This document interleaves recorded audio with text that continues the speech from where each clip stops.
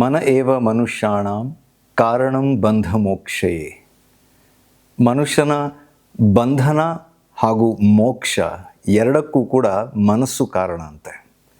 ನಮ್ಮ ಮನಸ್ಸನ್ನು ನಾವು ಚೆನ್ನಾಗಿಟ್ಕೊಂಡ್ರೆ ನಾವು ಒಂದು ರೀತಿಯಾದಂತಹ ಮೋಕ್ಷ ಅಂತಂದರೆ ನಾವು ಸತ್ತ ಮೇಲೆ ಸಿಗುವಂಥ ಮೋಕ್ಷಕ್ಕಿಂತ ಹೆಚ್ಚಾಗಿ ಇಲ್ಲಿ ಸಿಗಬೇಕಾಗಿರುವಂತಹ ನೆಮ್ಮದಿ ಅದು ಸಿಗುತ್ತೆ.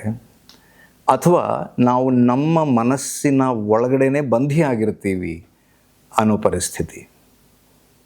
ಮನಸ್ಸಿನ ಮಾತನ್ನು ಅರ್ಥ ಮಾಡಿಕೊಳ್ಳೋ ಒಬ್ಬ ವ್ಯಕ್ತಿಯನ್ನು ನಾವು ಇವತ್ತಿನ dive deep with Badakila Pradeep ಕಾರ್ಯಕ್ರಮದಲ್ಲಿ ಭೇಟಿಯಾಗ್ತಾ ಇದ್ದೀವಿ. ಅವ್ರ ಜೊತೆ ಅವರ ಮನದ ಮಾತು ಹಾಗೂ ಅವರು ಉಳಿದವರ ಮನದಾಳದಲ್ಲಿ ಅರಿತು ಅದರಿಂದ ತಿಳಿದ ವಿಚಾರಗಳನ್ನು ಏನಿದೆ ಅದನ್ನು ನಮ್ಮ ಜೊತೆ ಹಂಚೋರಿದ್ದಾರೆ. ನಮ್ಮ ಜೊತೆ ಇದ್ದಾರೆ ಅಕ್ಷರ ದಾಮ್ಲೆ ಅವರು. ನಮಸ್ಕಾರ.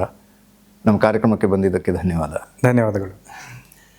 ಮೊದಲಿಗೆ ನಮ್ಮ ಕಾರ್ಯಕ್ರಮ ಶುರು ಮಾಡೋದು ಭಗವದ್ಗೀತೆಯ ಪ್ರತಿಯನ್ನು ಧನ್ಯವಾದ ಪೂರ್ವಕವಾಗಿ ನೀಡೋ ಮೂಲಕ. ಈ ಹಿಂದಿನ ಜನ್ಮದಿಂದ ಬರುವಂಥದ್ದು ಅಂತ ನಾವು ನಮ್ಮ ಸನಾತನ ಪರಂಪರೆಯಲ್ಲಿ ಏನು ಹೇಳಿದ್ದೇವೆ ಅದನ್ನು ನಾವು ಈಗ ಅಂದರೆ ಮುಂಚೆ ನಾನು ಕೂಡ ನಂಬ್ತಿರ್ಲಿಲ್ಲ ಹಿಂದಿನ ಜನ್ಮ ಅದು ಇದು ಅಂತೆಲ್ಲ ಏನೋ ಸುಮ್ಮನೆ ಹೀಗೆ ಸೃಷ್ಟಿ ಮಾಡ್ತಾ ಇದ್ದಾರೆ ಅಂತ ಅಂದ್ಕೊಂಡಿದ್ದವನು ನಾನು ಕೂಡ. ಆದರೆ ರಿಗ್ರೆಷನ್ ಥೆರಪಿ ಅನ್ನೋದೇನನ್ನು ಏನು ಕಲಿತೆ ಅದಾದ ಮೇಲೆ ಅದಕ್ಕೆ ನನಗೆ ಪ್ರೂಫ್ಗಳು ಸಿಗ್ತಾ ಹೋಯಿತು. ಉದಾಹರಣೆಗೆ ಹೇಳೋದಂತಂದರೆ ನಾವೀಗ ಈ ಟೆಕ್ನಿಕ್ಗಳನ್ನು ಏನು ಕಲಿಬೇಕಾದ್ರೆ ಆ ಪ್ರಾಸೆಸ್ಸಿಗೆ ನಾವು ಒಳಪಡಬೇಕಾಗ್ತದೆ. ನಮಗೆ ಒಬ್ಬ ಕ್ಲೈಂಟ್ ಯಾವ ರೀತಿ ಅದನ್ನು ಅನುಭವಿಸ್ಬೋದು ಅನ್ನೋದನ್ನು ನಾವು ಅನುಭವಿಸಿ ನಾವು ಕಲಿತೇವೆ. ಸೆಲ್ಫ್ ಮೆಡಿಕೇಶನ್ ಮಾಡ್ಕೋಬೇಕಾಗುತ್ತೆ. ಅಲ್ಲಲ್ಲ ಸರಿ, ಬೇರೆ ಅಂದರೆ ಹೌದು, ನಮ್ಮನ್ನು ನಾವು ಕ್ಲಿಯರ್ ಮಾಡ್ಕೊಳ್ಳೋದು ಕೂಡ ಇಂಪಾರ್ಟೆಂಟ್. ಒಬ್ಬ ಥೆರಪಿಸ್ಟ್ ಆಗಿ ನಮ್ಮಲ್ಲಿ ಏನೋ ಮಾನಸಿಕ ಸಮಸ್ಯೆಗಳಿದೆ, ಯಾಕೆಂದರೆ ನಾವು ಕೂಡ ಮನುಷ್ಯರೇ. ನಾವು ಕೂಡ ಬೆಳಿಬೇಕಾದ್ರೆ ನಮಗೂ ಬೇರೆ ಬೇರೆ ರೀತಿಯಾದಂಥ ಅನುಭವಗಳಾಗಿರ್ತವೆ. ಆ ಅನುಭವಗಳಿಂದಾಗಿ ನಾವು ಬೇರೆ ಬೇರೆ ರೀತಿಯಾದಂಥ ಡಿಸ್ಫಂಕ್ಷನಲ್ ಪ್ಯಾಟರ್ನ್ಗಳನ್ನು ಬೆಳೆಸ್ಕೊಂಡಿರ್ಬೋದು. ಆದರೆ ಹಿಂದಿನ ಜನ್ಮಕ್ಕೆ ಹೋಗುವಂಥದ್ದು ಅಂದರೆ ಪಾಸ್ಟ್ ಲೈಫ್ ರಿಗ್ರೆಷನ್ ಅನ್ನೋದು ಒಂದು ಸ್ವಲ್ಪ ಭಿನ್ನವಾಗಿರ್ತದೆ. ನನ್ನ ಅನುಭವ ಹೇಳಬೇಕಂತಾದರೆ ನಾನು ನನ್ನ ಪ್ರಾಕ್ಟೀಸನ್ನು ಬೆಂಗಳೂರಿನಲ್ಲಿ ಬೇಸ್ ಮಾಡಿಟ್ಕೊಂಡ್ರೂ ಕೂಡ ನನಗೆ ಬೇರೆ ಊರುಗಳಿಗೆ ಎಕ್ಸ್ಪ್ಯಾಂಡ್ ಮಾಡುವಂಥ ಒಂದು ಹಂಬಲ ಇತ್ತು. ಹಾಗಾಗಿ ನಾನು ಮುಂಬೈ ಮತ್ತು ಡೆಲ್ಲಿಗೆ ಹೆಚ್ಚಾಗಿ ಪ್ರಯಾಣ ಮಾಡ್ತಾ ಇದ್ದೆ. ಈಗಲೂ ರೆಗ್ಯುಲರಾಗಿ ಪ್ರಯಾಣ ಮಾಡ್ತೇನೆ. ಆದರೆ ಹಿಂದೆ ಪ್ರಯಾಣ ಮಾಡ್ತಿದ್ದಕ್ಕೂ ಈಗದಕ್ಕೂ ವ್ಯತ್ಯಾಸ ಇದೆ. ಏನು ಅಂತ ಹೇಳ್ತೇನೆ. ಈಗ ಆರಂಭದಲ್ಲಿ ನಾನು ಮುಂಬೈಗೆ ಎಕ್ಸ್ಪ್ಯಾಂಡ್ ಆಗಲಿಕ್ಕೆ ಅಂತ ಹೊರಟಾಗ ಸುಮಾರು ಒಂದು 4-5 ದಿನ ಬೇರೆ ಬೇರೆ ವ್ಯಕ್ತಿಗಳನ್ನು ಭೇಟಿ ಮಾಡಬೇಕು, ಹೊಸ ಪರಿಚಯಗಳನ್ನು ಮಾಡಬೇಕು. ಯಾಕೆಂದರೆ ನನಗೆ ಅದು ಹೊಸತು ಊರು. ಹಾಗಾಗಿ ನೇರವಾಗಿ ಯಾರು ರೆಫರೆನ್ಸ್ ಕೊಡೋದಿಲ್ಲ. ಆಮೇಲೆ ನಮ್ಮ ವೃತ್ತಿಯಲ್ಲಿ ಸಾಧಾರಣವಾಗಿ ಯಾರಾದರೂ ಒಬ್ಬರು ರೆಫರಲ್ಲಿಂದಾಗಿ ಬರುವಂಥ ಕ್ಲೈಂಟ್ಸ್ಗಳೇ ಜಾಸ್ತಿ. ಯಾಕೆಂದರೆ ಇಂಟರ್ನೆಟ್ಟಲ್ಲಿ ನೀವು ಯಾರನ್ನು ನೋಡಿದ್ರು ನಾನು ಶ್ರೇಷ್ಠ ಅಂತಲೇ ಎಲ್ಲರೂ ಹೇಳ್ಕೊಳ್ಳುವಂಥದ್ದು. ಹಾಗಾಗಿ ನನಗೆ ನನ್ನದೇ ಆದಂಥ ನೆಟ್ವರ್ಕ್ ಮಾಡಬೇಕಾದಂಥ ಅಗತ್ಯ ಇತ್ತು. ಹಾಗಾಗಿ ಜನರನ್ನು ಭೇಟಿ ಮಾಡಲಿಕ್ಕೆ ಅಂತ ಹೋಗ್ತಿದ್ದಾಗ 5 ದಿನದಲ್ಲಿ ನಾನೊಂದು 25 ಜನರನ್ನು ಭೇಟಿ ಮಾಡಿ ಬರ್ತಿದ್ದೆ. ಅಂದರೆ ಮುಂಬೈಯಲ್ಲಿ ಒಂದೇ ದಿವಸದಲ್ಲಿ ನಾನು ಈಸ್ಟು ವೆಸ್ಟು ನಾರ್ತು ಸೌತು ಎಲ್ಲವನ್ನು ಒಂದೇ ದಿನದಲ್ಲಿ ಕವರ್ ಮಾಡಿ ಹಾಗೆ 5 ದಿನ 5 ಸರ್ತಿ ಹೀಗೆ ಪರ್ಯಟನೆ ನಡೀತಾ ಇತ್ತು. ಹಾಗೆ ಮಾಡಿ ವಾಪಸ್ ಬೆಂಗಳೂರಿಗೆ ಬಂದಾದ ಮೇಲೆ ಮತ್ತೆ 4-5 ದಿನ ನನಗೆ ಸುಸ್ತು, ಯಾಕೆಂದರೆ ಅಷ್ಟು ತಿರುಗಾಟ ಆಗಿದೆ. ಆಮೇಲೆ ಮತ್ತೆ ನೋಡೋದು ನಿಮಗೆ ಸೈಕಲಾಜಿಕಲ್ ಡ್ರೈನ್ ಕೂಡ ಎಕ್ಸಾಷನ್ ಆಗ್ತಾ ಇತ್ತು, ಫಿಸಿಕಲ್ ಎಕ್ಸಾಷನ್ ಆಗ್ತಾ ಇತ್ತು. ಯಾಕೆಂದರೆ ಅಷ್ಟು ಟ್ರಾವೆಲ್ ಮಾಡೋದು ಅನ್ನೋದೇ ಒಂದು ಫಿಸಿಕಲ್ ಎಕ್ಸಾಷನ್. ಆಮೇಲೆ ಅಷ್ಟು ಜನರೊಟ್ಟಿಗೆ ಭೇಟಿ ಮಾಡೋದು ಅನ್ನೋದು ಕೂಡ ಇನ್ನೊಂದು ಮೆಂಟಲ್ ಎಕ್ಸಾಷನ್.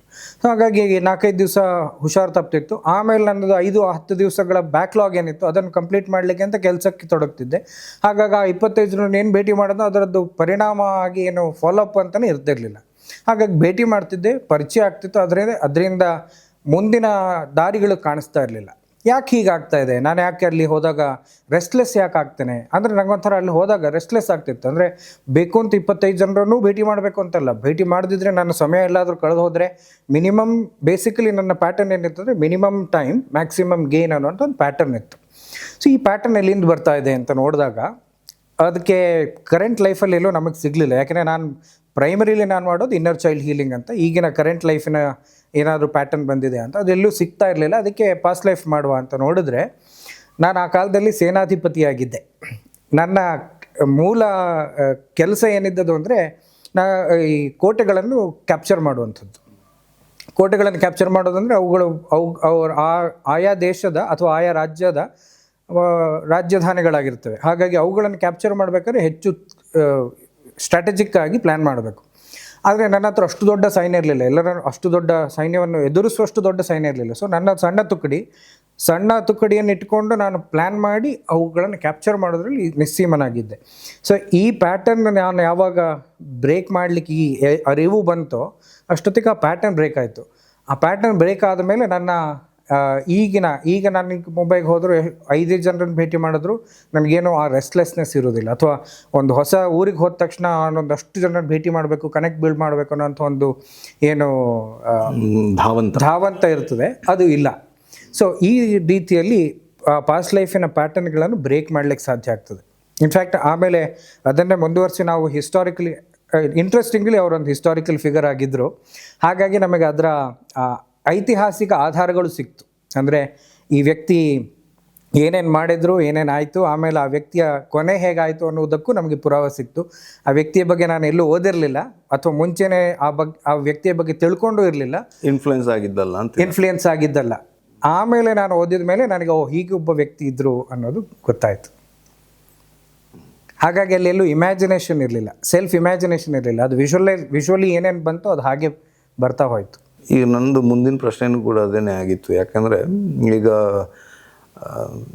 ನಮ್ಮ ಆ ಮನಸ್ಸಿನ ಆ ಕ್ಷಣದ ಸ್ಟೇಟ್ ಆಫ್ ಮೈಂಡ್ ಆ ಥರದ ಒಂದು ಇಮೇಜರಿಯನ್ನು ಬಿಲ್ಡ್ ಮಾಡುವಂಥ ಸಾಧ್ಯತೆ ಈ ರಿಗ್ರೆಷನಲ್ಲಿ ಅಥವಾ ಪಾಸ್ಟ್ ಲೈಫ್ ರಿಗ್ರೆಷನಲ್ಲಿ ಇರೋ ಸಾಧ್ಯತೆಗಳು ಇಲ್ವಾ? ಇದೆ. ಆದರೆ ಅದಕ್ಕೆ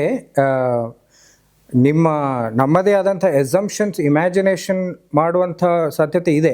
ಆದರೆ ಅದಕ್ಕೆ ಥೆರಪಿಸ್ಟ್ಗಳು ಅದನ್ನು ಅವಾಯ್ಡ್ ಮಾಡಲಿಕ್ಕೆ ಹೇಳಿಕೊಡ್ಬೇಕಂದ್ರೆ ವಿಜುವಲೈಸೇಷನ್ನು ಅಥವಾ ವಿಜುವಲ್ಸ್ ಬರೋದಕ್ಕೂ ಇಮ್ಯಾಜಿನೇಷನ್ ಮಾಡೋದಕ್ಕೂ ಒಂದು ಸಣ್ಣ ವ್ಯತ್ಯಾಸ ಇದೆ. ಉದಾಹರಣೆಗೆ ನಾನು 5 ವರ್ಷದವನಾಗಿದ್ದಾಗ ಏನಾಗಿದ್ದೆ ಅಂತ ನಾನು ಯೋಚನೆ ಮಾಡಬೇಕು ಅಂತಾದರೆ, ಅಥವಾ ವಿಜುವಲ್ ತೊಗೊಳ್ಬೇಕು ಅಂತಾದರೆ, ಈಗ ಇಂಥ ಘಟನೆ ಇಂಥಲ್ಲಿ ಆಯಿತು ಅಂತಂದ ತಕ್ಷಣ ನನಗೆ ಆ ಚಿತ್ರಣ ಹಾಗೆ ಮೂಡುತ್ತದೆ. ನನಗೆ ಅದನ್ನು ನನ್ನ ಒಂದು ಎಫರ್ಟ್ ಹಾಕಿ ಇಮ್ಯಾಜಿನ್ ಮಾಡ್ಕೊಳ್ಬೇಕಾಗಿಲ್ಲ. ಇಮ್ಯಾಜಿನ್ ಮಾಡೋದ್ರಲ್ಲಿ ಒಂದು ಎಫರ್ಟ್ ಇದೆ. ವಿಜುವಲ್ ಬರೋದು ಅಂದರೆ ತಾನೇ ಒಂದು ಚಿತ್ರಣ ನಮ್ಮ ಮುಂದೆ ಕಾಣಿಸ್ಕೊಳ್ಳುವಂಥದ್ದು. ಸೊ ಪಾಸ್ಟ್ ಲೈಫ್ ರಿಗ್ರೆಷನಲ್ಲಿ ನನಗೆ ಏನೇನು ಸಿಚುವೇಶನ್ಗಳು ಬಂತೋ ಅವೆಲ್ಲವೂ ವಿಜುವಲ್ಸ್ ಆಗಿ ನಡೀತು. ಒಂದು ಅಲ್ಲೆಲ್ಲೂ ಇಮ್ಯಾಜಿನೇಷನ್ ಇರಲಿಲ್ಲ, ಏನು ಕಾಣಿಸ್ತಾ ಇದೆ ಅದನ್ನು ಹೇಳ್ತಾ ಹೋಗ್ತಾ ಇದ್ದೆ. ಸೊ ಅಷ್ಟು ವಿವಿಡಾಗಿ ಸಿಗತ್ತಾ ಅದು ಆ ಥರದ್ದು? ಖಂಡಿತವಾಗ್ಲು ಹೌದು, ನನ್ನದೇ ಅನುಭವದಿಂದಲೇ ಹೇಳ್ತಾ ಇರುವಂಥದ್ದು. ಅಷ್ಟು ಕ್ಲಿಯರಾಗಿ. ಈಗ ಉದಾಹರಣೆಗೆ ಸಡನ್ ಆಗಿ ನೆಕ್ಸ್ಟ್ ಅಂದರೆ ಪಾಸ್ಟ್ ಲೈಫ್ ರಿಗ್ರೆಷನಲ್ಲಿ ಪ್ರಾಸೆಸ್ ಹೇಗಿರ್ತದೆ ಅಂದರೆ, ನಮ್ಮ ಏನು ಪ್ಯಾಟರ್ನ್ ಇದೆ ಅದನ್ನು ಹಿಡ್ಕೊಂಡು ಆ ಲೈಫಿಗೆ ಹೋಗ್ತೇವೆ. ಯಾಕೆಂದರೆ ಮನುಷ್ಯ ಬೇರೆ ಬೇರೆ ಸುಮಾರು ಲೈಫ್ಗಳನ್ನು ಆಗಿರ್ಬೋದು. ಈಗ ಇದ್ರ ಹಿಂದಿನ ಲೈಫೇ ಆಗಿರಬೇಕಾಗಿಲ್ಲ. ಉದಾಹರಣೆಗೆ ನನ್ನ ಪೂರ್ವಜನ್ಮ ಏನಿತ್ತು ಅದು 1700ಸಲ್ಲಿತ್ತು, 1775 76 ಆ ಜನ್ಮ ಮುಗ್ದಿರುವಂಥದ್ದು. ಸೊ ಅಲ್ಲಿಂದ ಇಲ್ಲಿಗೆ ಕಂಟಿನ್ಯೂ ಆಗಿದೆ 2025. ಮಧ್ಯದ ಗ್ಯಾಪಿಗೆ ನಾವು ಹೋಗೋದಿಲ್ಲ. ಯಾಕೆಂದರೆ ಈ ಪ್ಯಾಟರ್ನಿಗೆ, ಅದಕ್ಕೆ ನಾನು ಹೇಳ್ತಾ ಇರೋದು ಪಾಸ್ಟ್ ಲೈಫ್ ರಿಗ್ರೆಷನ್ ಅನ್ನೋದು ನಾವು ಥೆರಪಿಟಿಕ್ ಆಗಷ್ಟೇ ಮಾಡ್ತೇವೆ, ಕುತೂಹಲಕ್ಕೋಸ್ಕರ ಮಾಡೋದಿಲ್ಲ. ಸೊ ಈ ಪ್ಯಾಟರ್ನಿಗೆ ಸಂಬಂಧಪಟ್ಟ ಲೈಫ್ ಯಾವುದು ಅಲ್ಲಿಗೆ ಅದು ತಗೊಂಡು ಹೋಗ್ತೀವಿ. ಹೇಗೆ ಹೋಗ್ತೀರಾ? ಸೊ ಬೇಸಿಕಲಿ ಹಿಪ್ನಾಸಿಸ್ ಅಂತ ಏನು ನಮ್ಮ ಟೆಕ್ನಿಕ್ ಇದೆ, ಅದರಲ್ಲಿ ಒಂದು ಮೆಥಡಾಲಜಿ ಅಂತ ಇದೆ. ಈಗ ಆ ಪಾಸ್ಟ್ ಲೈಫಿಗೆ ಹೋಗೋದಕ್ಕೆ ಬೇರೆ ಬೇರೆ ಸಂಪನ್ಮೂಲಗಳು ನಮ್ಮಲ್ಲೇ ಏನಿದೆ ಅವುಗಳನ್ನು ಜೋಡಿಸ್ಕೊಂಡು ಆಮೇಲೆ ಅದು ಹೋಗುವುದಕ್ಕೆ ಒಂದು ಅನುವು ಮಾಡಿಕೊಡ್ತದೆ. ಅದು ಹೇಗೆ ಹೋಗ್ತದೆ, ಅದರ ಸೈಂಟಿಫಿಕ್ಕಾಗಿ ಅದನ್ನು ಹೇಗೆ ಆ ಪರಿಸ್ಥಿತಿಯಲ್ಲಿ ನಮ್ಮ ಬ್ರೈನಲ್ಲಿ ಏನಾಗ್ತದೆ ಅನ್ನೋದಕ್ಕೆ ನನಗೂ ಅದ್ರ ಬಗ್ಗೆ ಇನ್ನೂ ಅಧ್ಯಯನ ಮಾಡಬೇಕು. ನಾನು ಆ್ಯಕ್ಚುಲಿ ಒಬ್ಬರು EEG ಸ್ಪೆಷಲಿಸ್ಟ್, ಅಂದರೆ ಅದರ ಬ್ಯಾಂಡ್ ಎಲೆಕ್ಟ್ರೋಎನ್ಸೆಫೋಗ್ರಫಿ ಅಂತ ಏನು ಹೇಳ್ತೇವೋ ಅದನ್ನು ಇಟ್ಕೊಂಡು ಅದ್ರ ಬಗ್ಗೆ ಅಧ್ಯಯನ ಮಾಡಬೇಕಂತ ಇದ್ದೇನೆ. ಇನ್ನು ಅದರ ಅಧ್ಯಯನ ಆದ ಮೇಲೆ ಬಹುಶಃ ನಾನು ಅದ್ರ ಬಗ್ಗೆ ಇನ್ನೂ ಹೆಚ್ಚು ಮಾಹಿತಿ ಖಂಡಿತ. ಸೊ ಈಗ ಸದ್ಯಕ್ಕೆ ನಮ್ಮ ಅನುಭವದ ಆಧಾರದ ಮೇಲೆ ಹೇಳೋದಾದರೆ, ಅದು ಕರೆಕ್ಟಾಗಿ ನಾವು ಸರಿಯಾಗಿ ಆ್ಯಂಕರ್ ಮಾಡಿದರೆ, ಅಂದರೆ ಈ ಸ್ಪೆಸಿಫಿಕ್ ಇಶ್ಯೂಗೆ ಸಂಬಂಧಪಟ್ಟ ಪಾಸ್ಟ್ ಲೈಫಿಗೆ ಹೋಗಬೇಕು ಅಂತಾದರೆ ಅಲ್ಲಿಗೆ ಹೋಗಲಿಕ್ಕೆ ಸಾಧ್ಯ ಆಗ್ತದೆ. ಬಟ್ ರಿಸ್ಕ್ ಅಂತೂ ಇದ್ದೇ ಇದೆ. ಅಂದರೆ ಇಮ್ಯಾಜಿನೇಷನ್ ಇದು ಹೇಗೆ ಅದನ್ನು ನೀವು ಈಗ ಒಬ್ಬ ಏನು ಕರಿತೀರಾ ನೀವು ಅವ್ರನ್ನ? ಕ್ಲೈಂಟ್ ಅಂತ ಕರಿತೀವಿ. ಇಲ್ಲ, ಪೇಷಂಟ್ ಅಂತ ಸಾಧಾರಣವಾಗಿ ನಾವು ಕರೆಯಲ್ಲ, ಕ್ಲೈಂಟ್ ಅಂತ ಕರೀತಾರೆ. ಅವ್ರು ಬಂದಾಗ ಅವರು ಆ ಥರದ ವಿಷಯಗಳನ್ನು ಹೇಳಿದಾಗ, so how do you distinguish?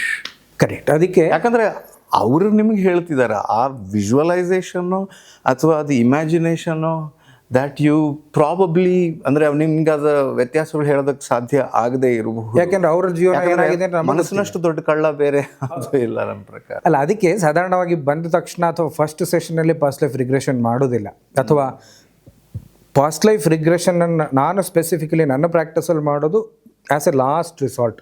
ನಮ್ಮ ಈಗಿನ ಲೈಫಲ್ಲಿ ಏನೋ ಟ್ರೀಟ್ ಮಾಡಲಿಕ್ಕೆ ಆಗ್ತಾ ಇಲ್ಲ, ಅಥವಾ ಇದು ಬಹುಶಃ ಹಿಂದಿನ ಲೈಫಿಂದನೇ ಬಂದಿರಬಹುದು ಅಂತ ನಿಖರವಾಗಿ ಗೊತ್ತಾದ ಅಂತ ಅಂದಾಜಾದ ಮೇಲೆ, ಗೊತ್ತಾಗ್ಲಿಕ್ಕೆ ಸಾಧ್ಯ ಇಲ್ಲ, ಅಂದಾಜಾದ ಮೇಲೆ ಆಮೇಲೆ ಮಾಡ್ತೇವೆ. ಸೊ ಅಷ್ಟರೊಳಗೆ ಅವ್ರಿಗೆ ವಿಜುವಲೈಸೇಷನ್ ಅಂದ್ರೆ ಏನೋ, ಇಮ್ಯಾಜಿನೇಷನ್ ಅಂದ್ರೆ ಏನೋ, ಅದರ ಡಿಸ್ಟಿಂಕ್ಷನ್ ಏನೋ, ಅದರ ಒಂದು ತರಬೇತಿ ಆಗಿರ್ತದೆ ಅಥವಾ ಒಂದು ಅನುಭವ ಆಗಿರ್ತದೆ. ಹಾಗಾಗಿ ಅಷ್ಟು ಅವರು ಅದಕ್ಕೆ ಪಕ್ವವಾದ ಮೇಲೇ ಪಾಸ್ಟ್ ಲೈಫಿಗೆ ಹೋಗುವಂಥದ್ದು. ಹಾಗಾಗಿ ಆ ಕಾರಣದಿಂದಾಗಿ ನಾವು ಅದು ವಿಜುವಲೈಸೇಷನ್ ಅಥವಾ ವಿಜುವಲ್ಸ್ ಏನು ಬರ್ತದೋ ಅದನ್ನೇ ಆಧಾರವಾಗಿ ಇಟ್ಕೊಳ್ಬಹುದು ಅಂತ ಹೇಳ್ಬೋದು. ಸೊ ಹಾಗಾಗಿ ಯಾರಾದರೂ ಹೀಗೆ ಬಂದು ನೀನು ಪಾಸ್ಟ್ ಲೈಫ್ ಮಾಡ್ತೀಯಲ್ಲ ಹಾಗಾಗಿ ನನಗೂ ಒಂದು ಸರ್ತಿ ಮಾಡು ಅಂತಂದರೆ ನಾನು ಮಾಡೋದಿಲ್ಲ. ಆ ಥರ ಮಾಡೋರು ಇದ್ದಾರಲ್ಲ, ಮಾಡೋರಿದ್ದಾರೆ, ಅದು ಅವರವರ ಆಯ್ಕೆ.